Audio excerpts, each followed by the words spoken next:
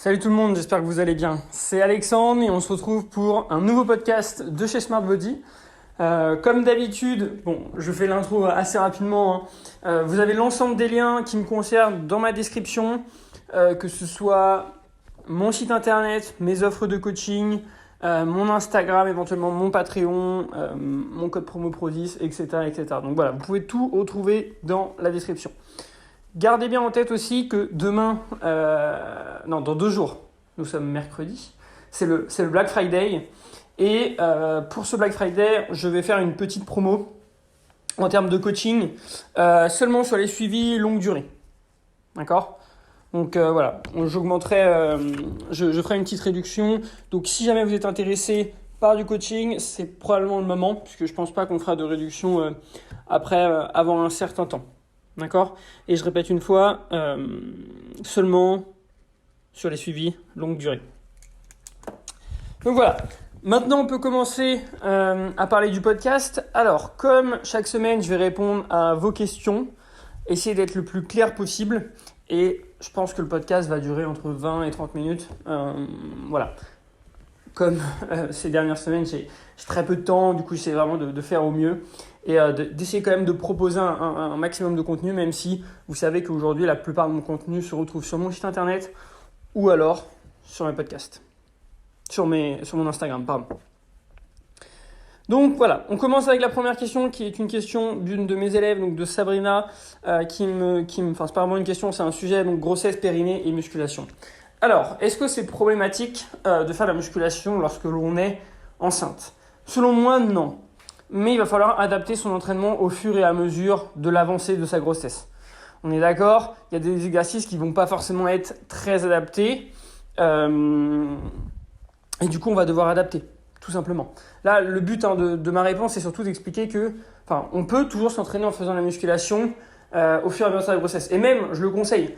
Il y a beaucoup d'études qui montrent que ça permet après de plus vite reprendre, d'être en meilleure forme, que le bébé soit en bonne santé, etc., etc. Alors après, il faut par contre trouver le juste milieu entre en faire trop et pas assez, et surtout faire attention au choix de ces exercices et à l'intensité. Je pense que c'est ça pour moi qui est le plus important. Ça va être le choix des exercices que vous allez faire. Essayez, plus vous avancez dans votre grossesse, de réduire un petit peu les exercices à charge libre, donc tout ce qui va être deadlift, squat, etc., etc., et de passer sur des machines, même si éventuellement vous pouvez en garder un avec une intensité assez faible et une très bonne technique, et garder en tête aussi que l'intensité doit rester assez basse. C'est-à-dire que moi aujourd'hui je ne conseille pas forcément d'aller à plus de 2-3 répétitions par rapport à l'échec. C'est-à-dire que si vous pouvez faire 10 répétitions sur une charge et vous êtes à l'échec, arrêtez-vous à 7 environ. Tout simplement pour être sûr d'avoir une intensité faible et de ne pas dégrader votre technique et de ne pas causer de soucis. Une autre chose qui est importante, c'est au niveau de la respiration. Gardez bien en tête que souvent en musculation, on a tendance à bloquer notre respiration et c'est pas bon du tout, d'autant plus quand on est enceinte. Donc faites bien attention à bien gérer votre respiration. Et du coup, ça implique inévitablement qu'on va être sur des séries un peu plus longues, des charges un peu moins hautes, une intensité un peu moins haute. Mais c'est pas grave. On ne sait pas, parce qu'on est enceinte, c'est pas dans cette période où on va chercher à construire la masse musculaire, par exemple. Gardez bien cela en tête. Le but pendant cette période, c'est simple, c'est de maintenir plus ou moins ce qu'on a, d'être en bonne forme et surtout après d'avoir une reprise pour retrouver votre corps d'avant grossesse assez rapide. Au final, vous verrez que si vous avez fait du sport pendant toute votre grossesse, vous avez fait attention à ce que vous mangez, ça se retrouve très rapidement, évidemment. Question suivante. L'importance des temps de repos entre les séries. C'est hyper pas du tout important, mais c'est une bonne question. En fait, aujourd'hui, les temps de repos sont souvent surestimés. On sait que c'est une des choses les moins importantes. Le meilleur temps de repos, c'est le temps de repos qui vous permet de repartir pour une série efficace, productive, intense. C'est-à-dire que si vous prenez des temps de repos aujourd'hui trop courts et que ça vous oblige à avoir des performances moins hautes ou que ça vous oblige à faire moins bien que ce que vous avez fait la semaine précédente, alors ça veut probablement dire que votre temps de repos est trop court. Personnellement, sur les exercices polyarticulaires, je prends les gros exercices. Là, j'ai parlé d'un développé couché, d'un éventuellement développé militaire, etc., etc. Je vais prendre entre 3 minutes et 5 minutes. Et sur les exercices peut-être un petit peu plus petits, alors pas mon problème, du coup, autre que mon premier exercice, même si c'est du polyarticulaire, je vais être peut-être entre 2 et 3 minutes. Et ensuite, je peux descendre un petit peu sur vraiment l'isolation à 2 minutes, 1 minute 30 quoi. Mais souvent, une erreur qui est souvent faite, c'est que je vois des gens qui prennent des temps de repos beaucoup trop faibles et inévitablement, ils vont utiliser des charges hyper basses. C'est-à-dire qu'ils vont venir baisser la charge déjà parce que ils prennent des temps de repos de 1 minute 30. Sauf que non, il vaut mieux prendre un temps de repos plus long et une charge plus haute. Ce sera beaucoup plus intéressant puisqu'on sait que le plus important en matière d'hypertrophie, c'est le stress mécanique. Donc, c'est-à-dire la charge et le nombre de répétitions qu'on va faire avec cette charge. Et si prendre des temps de repos hyper faibles vous fait baisser un petit peu tout ça, alors il n'y a aucun intérêt, vous allez juste faire une séance plus courte, mais pas forcément plus productive. Donc gardez bien en tête que le meilleur temps de repos, c'est le temps de repos qui vous permet de repartir quand vous êtes prêt ou prête. Et moi, ce que je fais, c'est que je donne toujours des fourchettes de répétition dans mes coachings. Je donne jamais un temps de repos précis. Et je dis aux personnes, ok, si tu te sens prête de partir à 2 minutes, vas-y. Par contre, si tu ne te sens pas prête, attends peut-être 2 minutes 30, 3 minutes. Et du coup, ça te permettra de faire une meilleure série. Parce que gardez en tête aussi, et c'est important de comprendre ça quand on fait la musculation, que chaque série compte. Chaque série, vous devez vous donner à fond, comme si c'était une série individuelle et que vous n'en aviez qu'une. Pour essayer de faire mieux que ce que vous aviez fait la semaine précédente. Donc, prenez le temps de repos dont vous avez besoin. Ne prenez surtout pas un temps de repos trop court. Et ensuite, vous progressez. Tout simplement. Je préfère quelqu'un qui va me dire « Ok, je fais 2 séries avec 3 minutes de repos sur un gros exercice. Mais du coup, je pousse l'intensité au max et je performe à fond. » Plutôt que quelqu'un qui va me dire « Ok, je fais 3 séries, mais je prends des temps de repos de 1 minute 30 et je vais faire des perfs dégueulasses et je vais surtout pas progresser. » Par contre, gardez aussi bien en tête que c'est important d'avoir plus ou moins le même temps de repos pour être sûr que vous progressez. Je dis plus ou moins, c'est pour ça que je donne des fourchettes, tout simplement. Je pense que c'est une réponse assez complète. Et voilà. Après, les fourchettes vont dépendre des exercices, évidemment. Ça peut être une 15, 1 minute 45, ça peut être 1 minute 30, 2 minutes, ça peut être 1 minute 30, 2 minutes 30, ça peut être 2 à 3 minutes, 3 minutes plus, etc., etc. J'utilise des fourchettes en fonction des exercices et en fonction aussi du fait que est-ce que j'ai affaire à une femme, est-ce que j'ai affaire à un homme, où j'en suis dans la séance. Il faut savoir aussi que les femmes ont besoin souvent de moins de temps de repos que les hommes. Donc elles peuvent se permettre un petit peu d'avoir moins de temps de repos. Mais ça ne change pas le principe général qui est de prendre le temps de repos dont vous avez besoin, évidemment. Comment reprendre après une semaine de décharge ?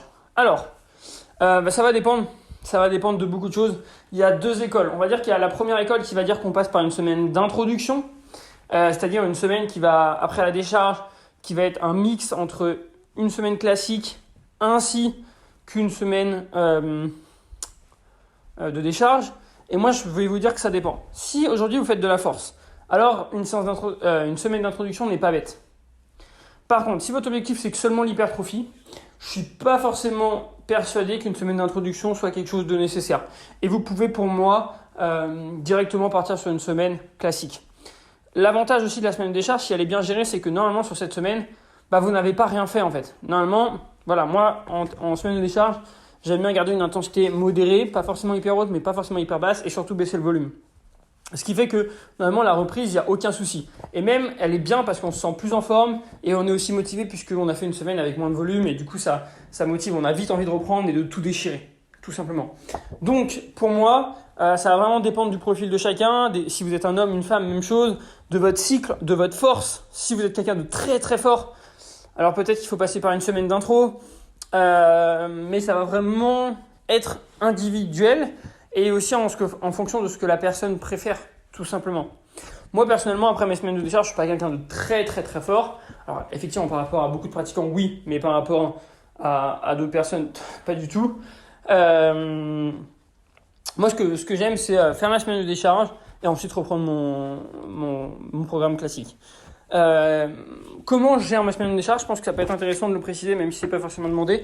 Personnellement, je baisse beaucoup le volume, limite à 50% en moins, c'est-à-dire que souvent j'enlève une séance et je baisse mon nombre de séries. Alors je baisse pas du coup mon nombre de séries à 50%, parce que souvent je fais 3 séries, donc on peut pas faire 1,5 séries. Souvent je passe à 2 séries. Mais j'enlève des exercices dans ma séance et j'enlève une séance dans la semaine, donc ça fait comme si j'avais réduit mon volume par 2.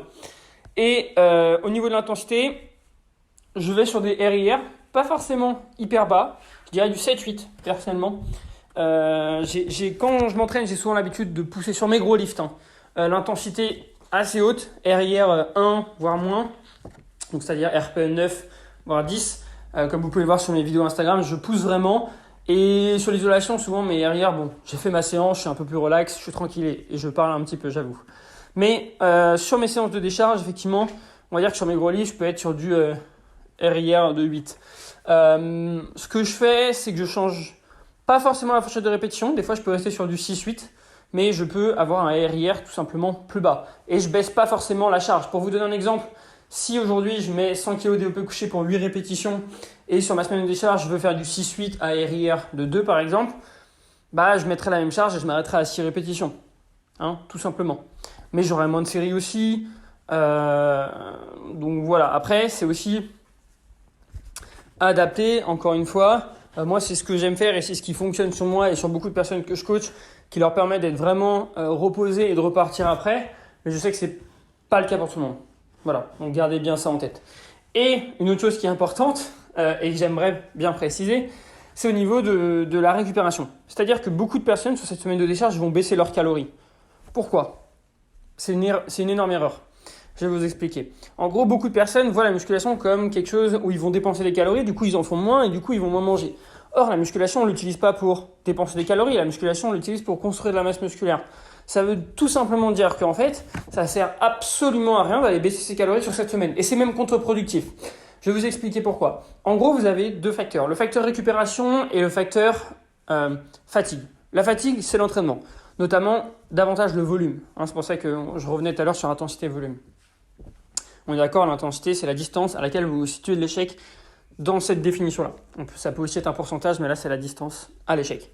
Donc voilà, bref. Je reviens sur la récupération et la fatigue. Donc on a la récupération et la fatigue. La récupération, ça va être le sommeil et l'alimentation. Si, sur cette semaine, vous baissez la fatigue, mais que vous baissez aussi la récupération, c'est-à-dire la baisse de vos calories, qu'est-ce que vous allez faire ? Vous allez tout simplement, voyez ça un petit peu comme des courbes, et le delta entre les deux sera toujours le même. Vous n'allez pas mieux récupérer, vous allez baisser votre volume, mais aussi vous allez baisser vos calories. Donc il n'y a pas d'intérêt, tout simplement. Gardez vos calories là où elles sont. On peut même les augmenter parfois. Des fois, c'est ce que je fais des diet breaks en même temps. D'une semaine de décharge. Du coup, la personne, à la fin, elle est remplie et elle est prête à tout déchirer. Et elle est surtout en super forme. Et bien évidemment, essayez aussi de dormir. D'accord ? Bon, là, normalement, ça ne devrait rien changer d'une semaine classique puisque le sommeil doit être une de vos priorités. Mais voilà. Vu que vos séances sont probablement aussi moins longues, peut-être que le temps que vous ne passez pas sur vos séances, vous pouvez le passer à faire des siestes, vous pouvez le passer à faire des choses que vous aimez, mais si, de manière générale, vous manquez de sommeil, alors ça peut être intéressant de rajouter une sieste à ce moment-là. On est d'accord ? Donc voilà, il y a pas mal de choses à voir. Une semaine de décharge, quand même, ça ne se fait pas comme ça. Je pense que chacun est différent, chacun n'a pas forcément aussi besoin de décharger au même moment. Personnellement, je vais dire que mes semaines de décharge que je programme pour mes élèves sont entre 5 et 8 semaines. Souvent, je les force à en faire puisque, je le dis souvent, mais si on ne décharge pas, le corps va le faire pour nous. Et donc, c'est-à-dire qu'on va tomber malade. On risque du moins de tomber malade. On risque de stagner à l'entraînement, voire même de régresser. On peut avoir une fatigue permanente qui commence à arriver, des petites douleurs. Voilà, il y a pas mal même plus d'appétit, plus de libido, toutes ces choses-là. Et le but, en fait, pour nous, c'est de prévenir ça et de ne pas arriver jusque-là. Si on arrive jusque-là, c'est un peu trop tard. Ou alors, on arrive jusque-là, vraiment à la fin de son cycle et genre sur les 2-3 derniers jours avant de décharger. On est d'accord ? Parce que si vous arrivez là, vous avez probablement été aussi un petit peu trop loin. Donc, faites attention à ça. Je pense que c'est hyper important de décharger. Si vous ne sentez pas le besoin de décharger, je pense que c'est probablement parce que vous ne vous entraînez pas suffisamment dur.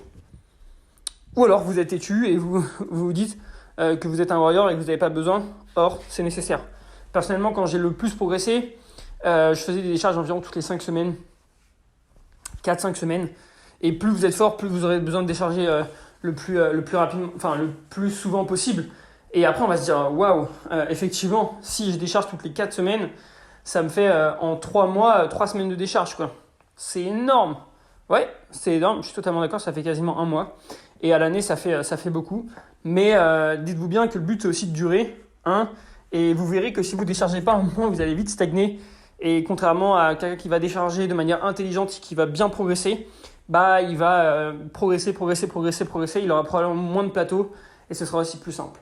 Donc la semaine de décharge peut être adaptée, évidemment moi aussi des fois je l'adapte en fonction de mes clients, des fois on va la faire, des fois on va pas la faire, des fois on va la repousser un peu, des fois on va l'avancer, évidemment, mais il y a toujours moyen de se débrouiller, gardez ça en tête.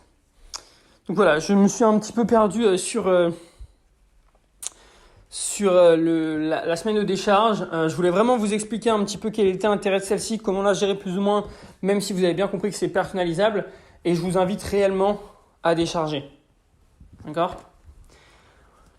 Question suivante. Qu'est-ce que je pense du 5x5 ou du 5-3-1 par exemple pour une prise de masse musculaire ? Je suis pas fan. Je suis vraiment pas fan du tout. J'aime pas ces techniques. Je trouve qu'il n'y a aucun intérêt aujourd'hui.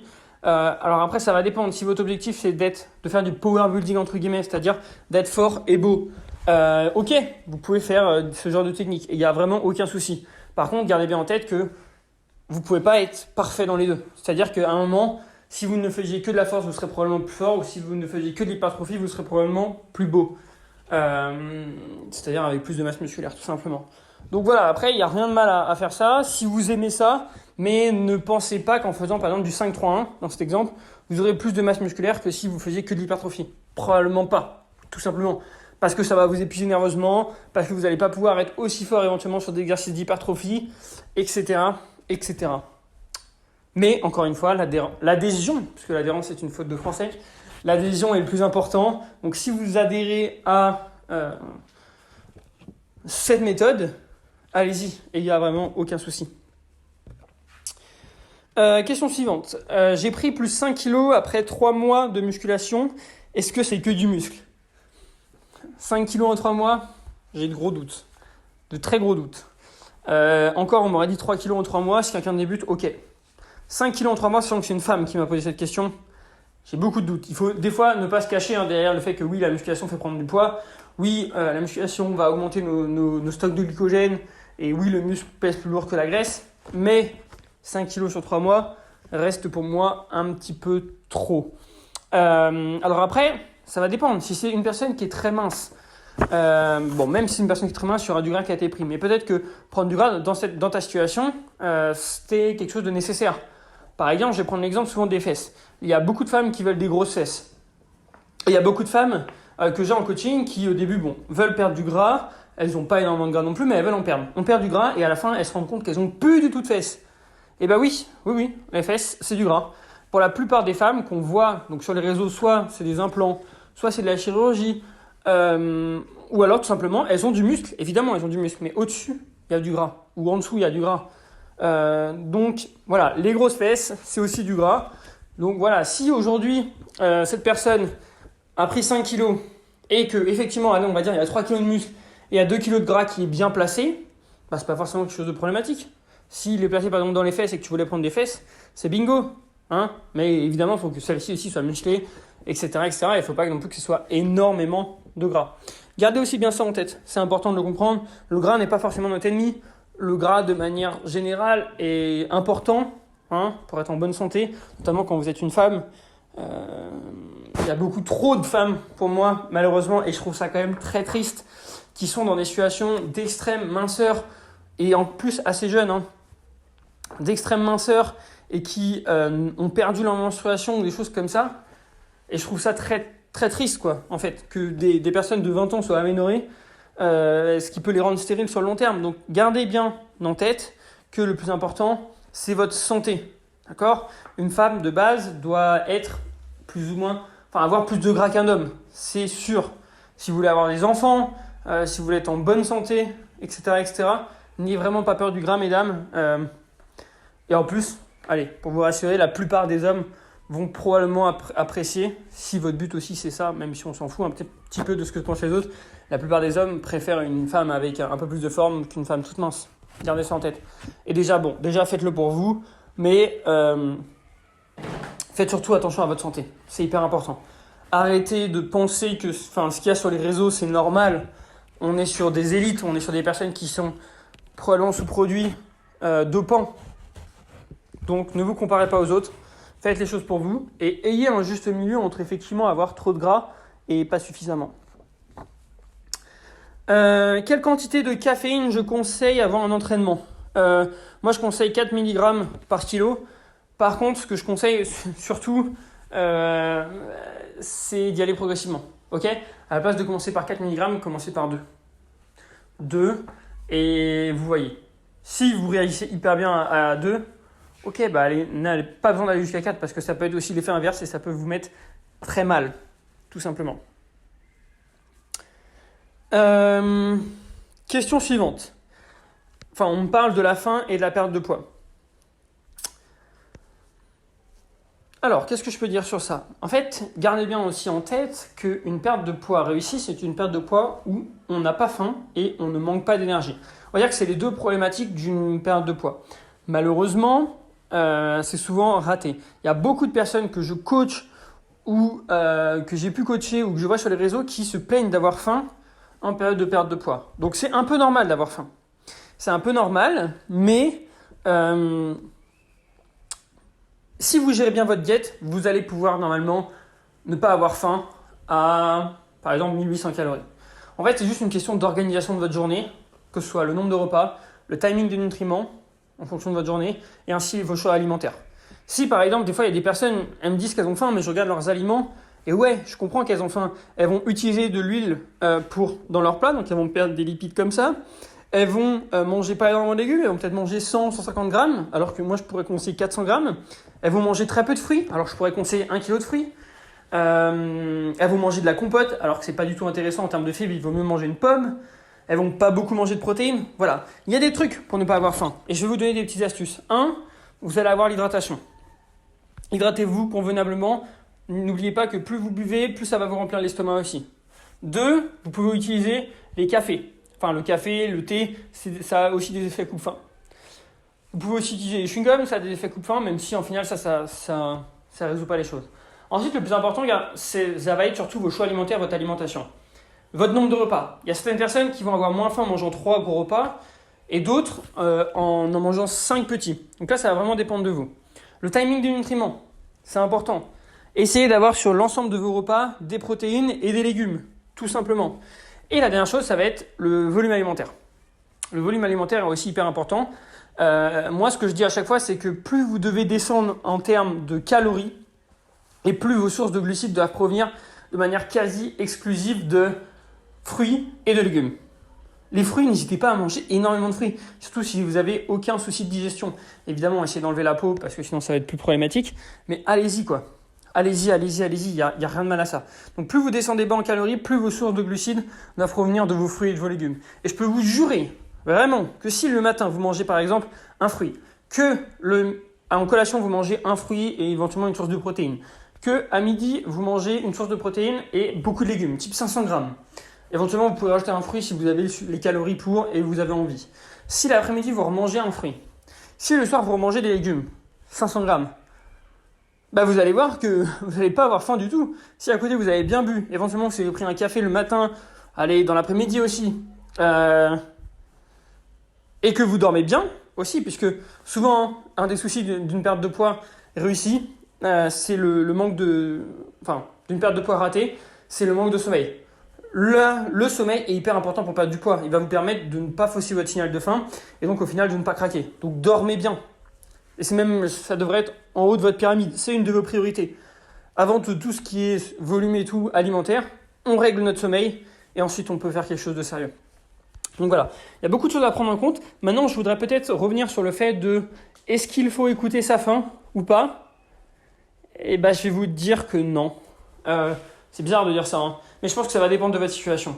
Si aujourd'hui vous avez des troubles du comportement alimentaire, vous avez très bien progressé et votre but n'est plus de... vous n'avez pas d'objectif précis de perdre du poids ou prendre du poids. Vous stabilisez, vous êtes très bien. Dans ce cas-là, essayez d'écouter sa faim, c'est bien. D'accord ? Deuxième situation. Si aujourd'hui vous avez un objectif de perdre du poids et que vous avez faim, est-ce que vous devez écouter votre faim ? Pas forcément. Surtout si à côté, vous ne buvez pas suffisamment, votre volume alimentaire n'est pas adapté et votre sommeil ne l'est pas non plus. Parce que ce signal va être faussé. Donc, faites attention à ne pas toujours écouter votre faim. Si vous avez faim lors d'une perte de poids, ça peut être des fois normal aussi, même si on a vu que c'est possible de l'éviter. Et par rapport à ça, ce que je vous demande, c'est tout simplement de serrer les dents et des fois de pas manger, quoi. C'est compliqué, il faut juste s'occuper. Des fois, c'est pas de la faim qu'on a, c'est aussi de l'envie de manger. Et l'autre situation, c'est quand on est très très mince et qu'on cherche à prendre du poids. Il faut pas écouter. Là, je vois beaucoup de personnes, et j'en ai une actuellement en coaching, qui est très mince, qui doit prendre du poids. Cependant, cette personne me dit, j'écoute ma faim. Bah non, là, il faut pas du tout écouter ta faim. Là, il faut te forcer. Et c'est très compliqué de se forcer. Après, évidemment, là aussi, il y a des petites astuces. Je ne vais pas revenir sur ce podcast, j'en ai déjà parlé. Mais notamment les calories liquides ou des aliments plus faibles en termes de volume, c'est à utiliser. Mais gardez bien en tête que vous ne devez pas toujours écouter votre faim. Ce n'est pas forcément tout le temps un bon indicateur. Donc voilà. Il me reste quelques questions, mais je vais devoir couper ce podcast. Je pense qu'il a été quand même assez intéressant. Je suis revenu sur pas mal de sujets. Notamment la décharge, la gestion de la faim, comment ne pas avoir faim, est-ce qu'il faut écouter sa faim, etc., etc. Donc voilà, j'espère que ce podcast vous aura réellement plu et qu'il vous aura aidé. N'oubliez pas, comme d'habitude, que vous avez l'ensemble de mes informations dans la description. Moi, je vais essayer de refaire un podcast la semaine prochaine. C'est vrai qu'en ce moment, j'ai peu de temps, mais voilà, je travaille beaucoup et du coup, ça me permet peut-être de caler un autre podcast. Je vais essayer d'organiser aussi un nouveau podcast avec Pierre-Louis, donc un autre coach de chez Smart Body. Et n'oubliez pas l'information, si vous êtes encore là, que pour le Black Friday, je vais sûrement faire une offre promotionnelle plus ou moins pour les coachings longue durée. Donc si jamais vous êtes intéressé, n'hésitez surtout pas, c'est peut-être le moment. Voilà, je vous souhaite à tous une très bonne journée. J'espère que ça vous aura plu. N'hésitez pas à me partager sur les réseaux puisque c'est ça aussi qui m'aide à grossir. Et je vous dis à tous et à toutes, à très vite. Merci.